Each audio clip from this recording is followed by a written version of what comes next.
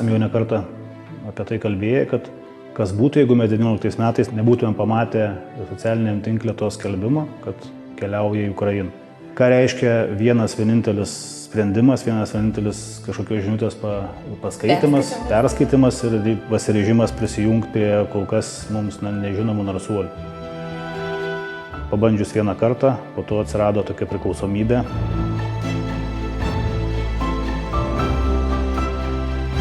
Narsuolių bendruomenė yra ta, kuri tave paskatina, palaiko, kartu jūs keliaujate link tikslo savo ir tuo pačiu tu išsikeli savo tikslą, bet jie tau leidžia jį pasiekti lengviau.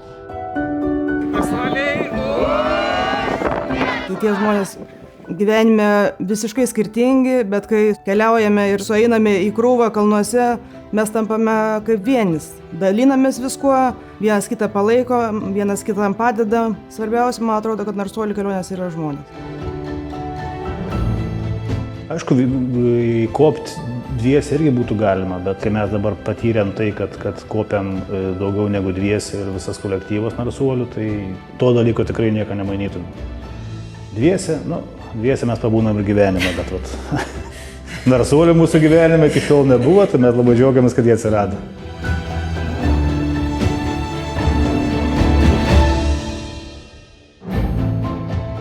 Kai kurie sako, kad stipriausi keliautojai yra vienišiai, jie keliauja po vieną. Man iš tikrųjų atrodo kitaip. Keliaudami po vieną mes galime keliauti greitai, bet jeigu norime nukeliauti kažkur toli, iš tiesų toli, tuomet mums reikia komandos. Ir būtent per komandiškumą ateina sėkmė.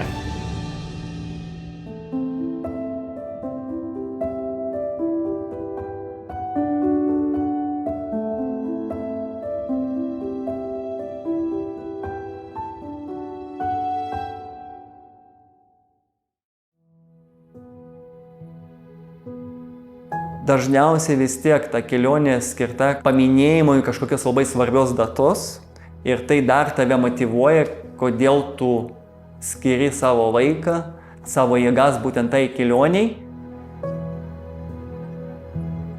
Mes tarsi kūrėme istoriją apie ambicingus, apie drąsius žmonės, kurie gyvena tarp mūsų. Ir man atrodo, kad svarbiau nei visos įkoptos viršūnės, kurias mes pasiekėm, svarbiau nei įveikti mūsų maršrutai, yra tai, kad mes grįžtam iš narsuolių ekspedicijų stipresniais, labiau ambicingais, tarsi geresniais mokytojais, gydytojais, karininkais, menininkais, kūrėjais.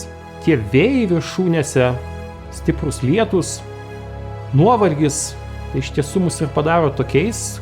Mūsų sunku kažko išgąsdinti, mūsų sunku įbauginti. Mes esam drąsūs savo kasdienybėje, savo veiklose. Esam tikri narsuoliai. Realiai tokios patirties, kurią tu įgauni kalnuose, jos tikrai niekada nepatirsi kažkur kitur. Puikiai žinom, kad būna tų situacijų sunkių ir gyvenime. Kalnuose nėra kada galvoti, kad tu pasiduosi ir tuo viskas pasibaigs. Kalnuose išmoksti nepasiduoti, tai nepasiduodi ir gyvenime.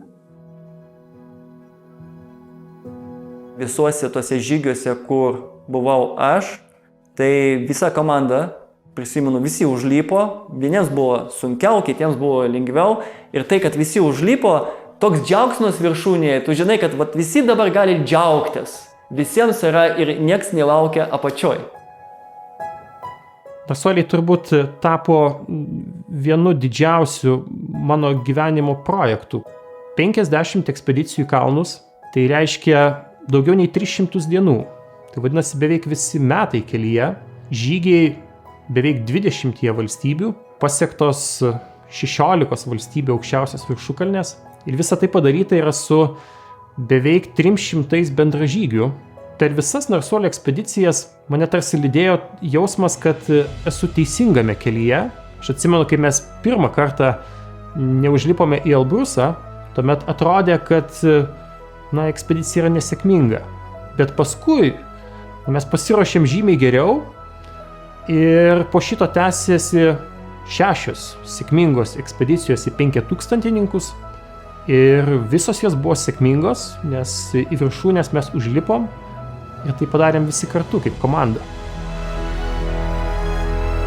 Eini su žmogum, sieki vieno tikslo ir tu žinai, kad tu jais pasitikėti turi, nes kitaip to nepasieksi paprasčiausiai. Ne tai, kad užkopti, bet taip, kad ir nulipti, bet reikia žmonėm pasitikėti. O galiausiai geriau pagalvojus, tai esmė yra visai net neskaičiuje. Ir tas 50 tai yra trumpas sustojimas. Nes mes iškart judam toliau.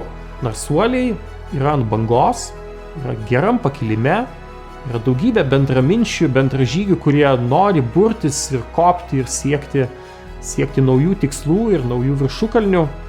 Ir tai yra visų svarbiausia, kad mes galime judėti pirmin ir mes dar tikrai kopsim ir dar tikrai turėsim kuo visus nustebinti.